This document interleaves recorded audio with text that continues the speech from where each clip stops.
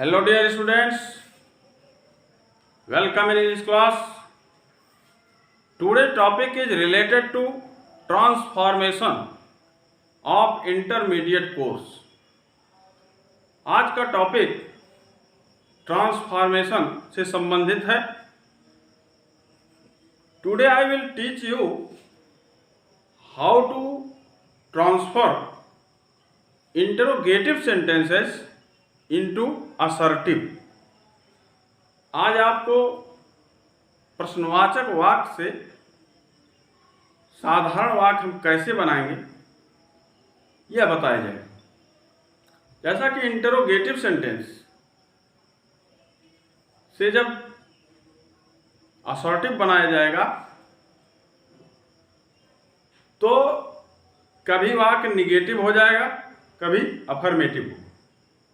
जैसा कि जब असर्टिव टू इंटरोगेटिव आपको पढ़ाया जा रहा था तब बताया गया था कि नाट हो तो हटाओ और नाट न हो तो लगाओ, अर्थात निगेटिव हो तो अफर्मेटिव कर दो और अफर्मेटिव हो तो निगेटिव कर दो. तो वही रूल पुनः आपको फॉलो करना है. इंटरोगेटिव से असर्टिव बनाते समय यदि वाक्य में नॉट नहीं है, नेवर नहीं है,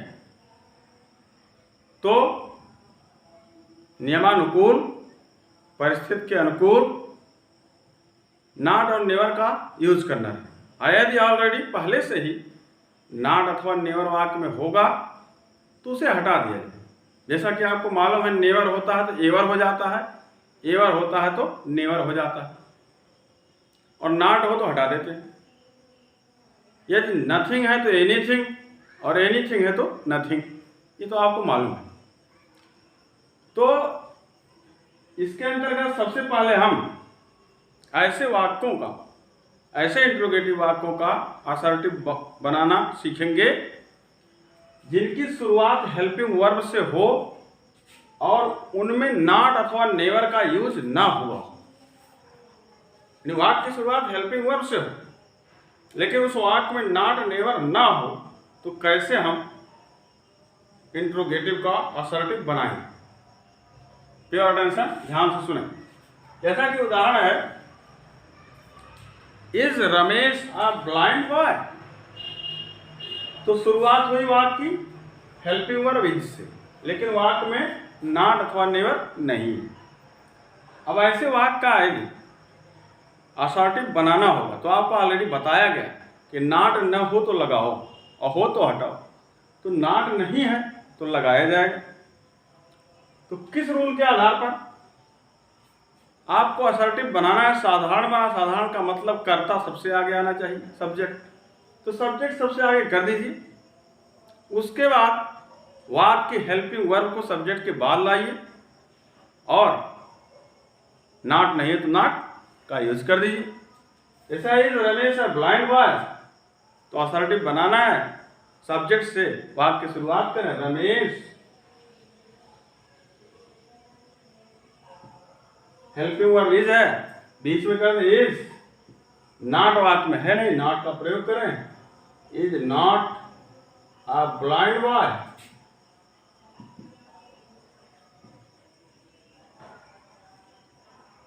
तो अगर Ramesh is not a blind boy, इस तरह से. यदि वाक्य में एवर होगा तो नेवर उसे कर देंगे. जैसा कि दूसरा एग्जांपल है, does he help the poor, तो आपको करना क्या है? पुनः उसी रूल को फॉलो करें. हेल्पिंग वर्ब अंडरलाइन, सबसे पहले कर्ता लिखें तो ही, डज को अंडरलाइन डज. अब वाक्य में नॉट नहीं है, नॉट का यूज करें, he does not help the poor.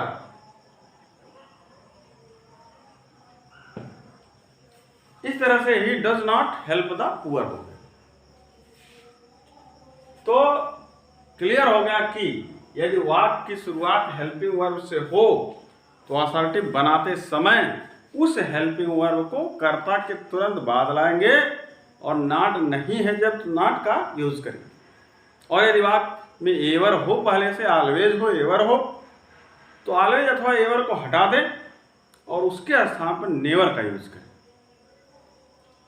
अब दूसरा पॉइंट है, यदि वाक्य की शुरुआत हेल्पिंग वर्ब से हो और नॉट नेवर भी मौजूद हो, यानी वाक्य की शुरुआत हेल्पिंग वर्ब से ही हो लेकिन वाक्य में नॉट और नेवर भी उपस्थित हो, तो करना क्या रहेगा?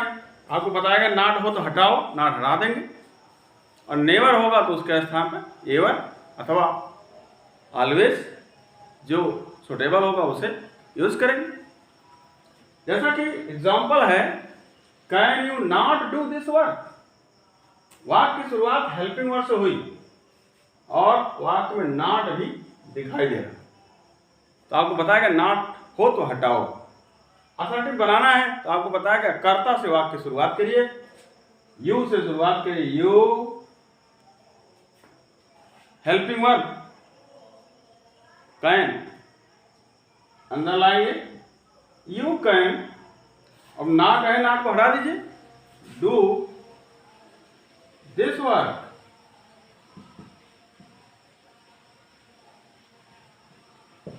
हो गया you can do this work.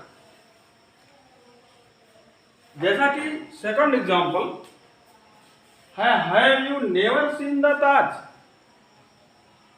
इसको आप असर्टिव में चेंज करेंगे, again you have to follow this rule.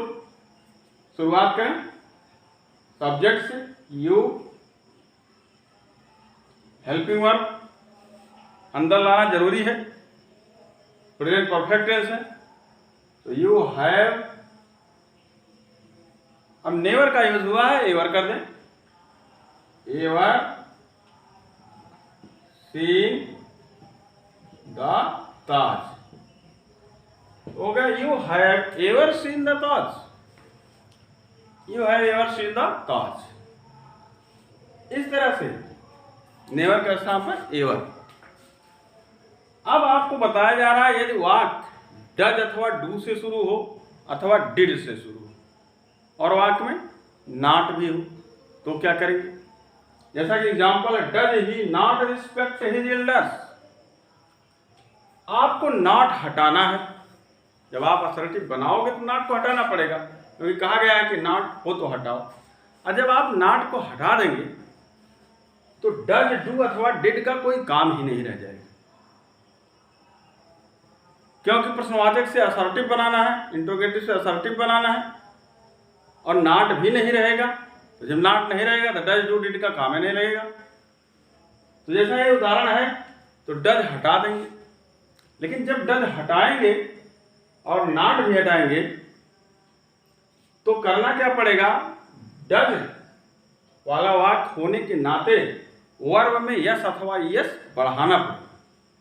जैसे इसको बनाना था, सब्जेक्ट से वाक्य की शुरुआत करें, ही नॉट है, नॉट हटाना है, तो नॉट हटा तो इसका मतलब डज भी नहीं लगेगा। क्रिया पर आए रिस्पेक्ट, अब डज से वाक्य की शुरुआत हुई थी इसलिए यस सिंगुलर नंबर, इसलिए इस क्रिया में प्रेजेंट इंडेफिनिट के नाते यस अथवा यस बढ़ाना है, तो ही रिस्पेक्ट्स हिज एल्डर्स। इस तरह से अगर डू होता तब भी यही नियम फॉलो किया जाता, लेकिन डू होने के नाते वर्ब में यस अथवा यस नहीं बढ़ाया जाता, वर्ब के फर्स्ट फॉर्म को ही रखा जाता। यदि डिड हो तो क्या करेंगे? डिड है और नॉट भी, तो बिल्कुल उसी तरह नॉट जब वाक्य से हट जाएगा तो डिड का कोई काम नहीं, तो डिड भी हट जाएगा। लेकिन जब डिड हटेगा, रिमूव होगा, तो पास्ट इंडेफिनिट टेंस होने के नाते असर्टिव में अथवा अफर्मेटिव बनेगा तो वर्ब का सेकंड फॉर्म होना चाहिए, क्योंकि वाक्य की शुरुआत डिड से हुई, वो पास्ट है।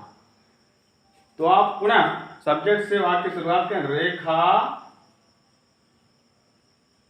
अब नॉट हटाना है इसलिए डिड भी हटाना है, पास्ट इंडेफिनिट है इसलिए वर्ब का सेकंड फॉर्म, sang और song। इस तरह से यदि वाक्य की शुरुआत हेल्पिंग वर्ब से हो, नॉट नेवर न हो, तब उस स्थिति में कैसे बनाओगे आप, और यदि वाक्य की शुरुआत हेल्पिंग वर्ब से हो और उसमें नॉट नेवर मौजूद हो तब कैसे असर्टिव में चेंज करेंगे ये बताया गया। आई होप आपके समझ में आ गया होगा कि किस तरह से हम इस तरह के इंटरोगेटिव सेंटेंसेस को असर्टिव में चेंज करेंगे। अब इसके आगे और कुछ रूल्स आपको बताए जा रहे हैं, ध्यान से देखें। कुछ एग्जाम्पल और देखें आप, जैसा कि यहाँ पर एक एग्जाम्पल है जिसकी शुरुआत हेल्पिंग वर्ब से हुई और वाक्य में एनीथिंग का यूज किया गया। लिखा is there anything better than a busy life. You have to change this sentence into assertive, interrogative है assertive banana.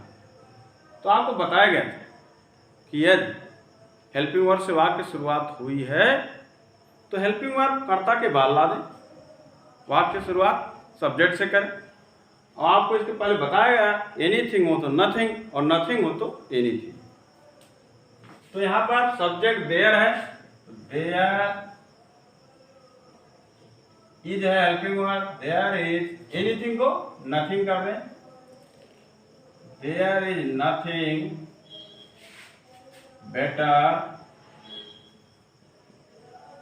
Then a busy life.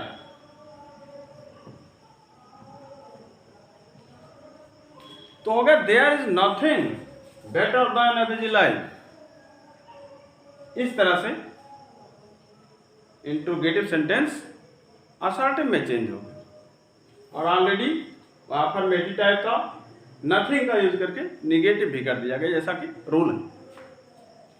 Next है when can their glory fade. ये दूसरे तरीके का वाक्य आपके सामने आ गया। वाक्य की शुरुआत व्हेन से और वाक्य में निगेटिव नहीं। ऐसी स्थिति हो जब वाक्य की शुरुआत व्हेन से हो और वाक्य निगेटिव न हो, उसमें नॉट नेवर का प्रयोग न हुआ हो, तो जब उसे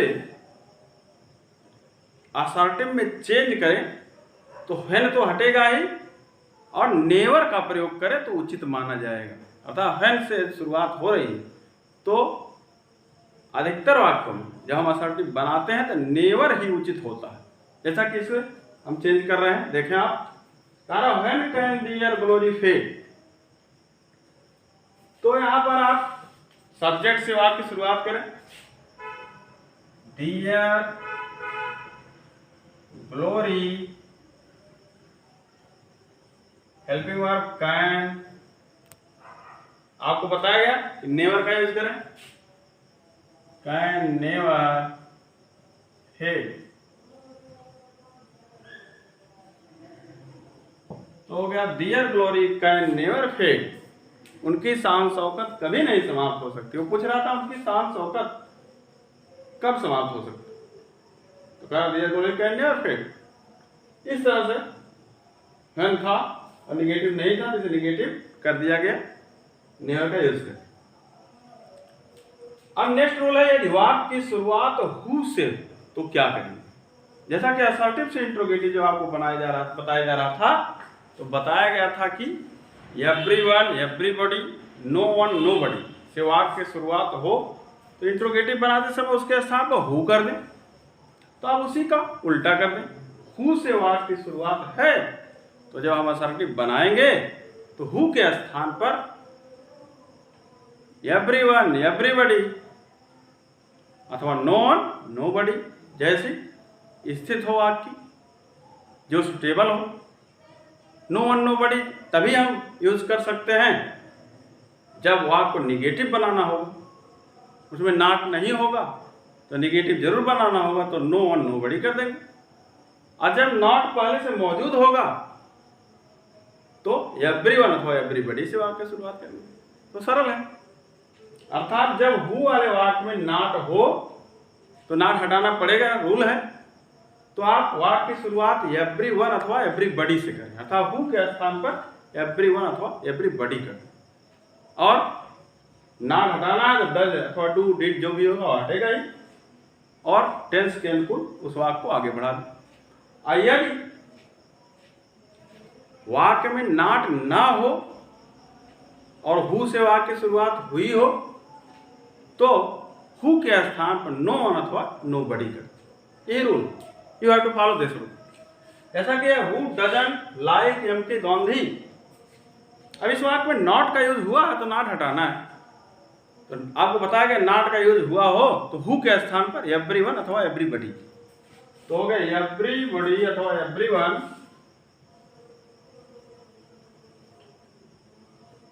एवरीवन। अब आपको नॉट है तो हटाओ, तो नॉट जब हटेगा तो डज का कोई काम नहीं, तो ये आगे बढ़े। एवरीवन लाइक, वहां पे पहले डज था तो डज हटा तो वर्ब में यस अथवा यस पड़ेगा। लाइक्स एम के गांधी, तो वे एवरीवन लाइक्स एम के गांधी।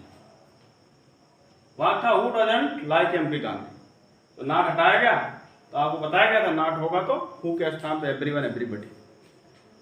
अब इस तरह से दूसरा है जिसमें नॉट नहीं है, who wishes to be sad, तो आपको बताया गया नॉट ना हो हु वाले वाक्य में तो हु के स्थान पर नो अथवा नो बडी करते वही नॉट का काम करेगा। तो नो बडी,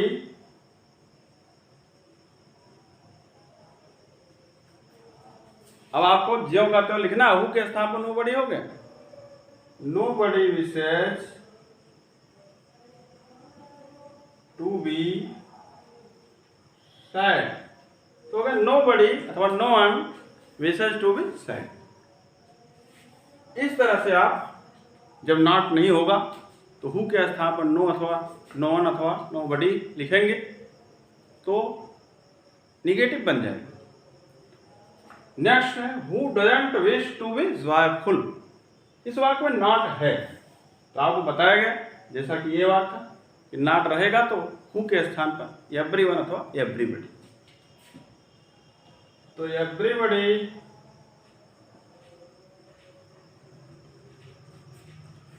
नॉट हटाना है तो डज भी हटेगा।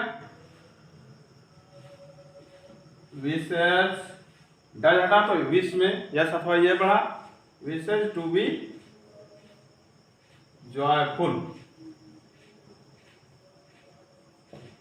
तो everybody wishes to be joyful. इस तरह से इंटरोगेटिव सेंटेंस को असर्टिव में हम चेंज करें। आई होप आपके समझ में आ गया होगा।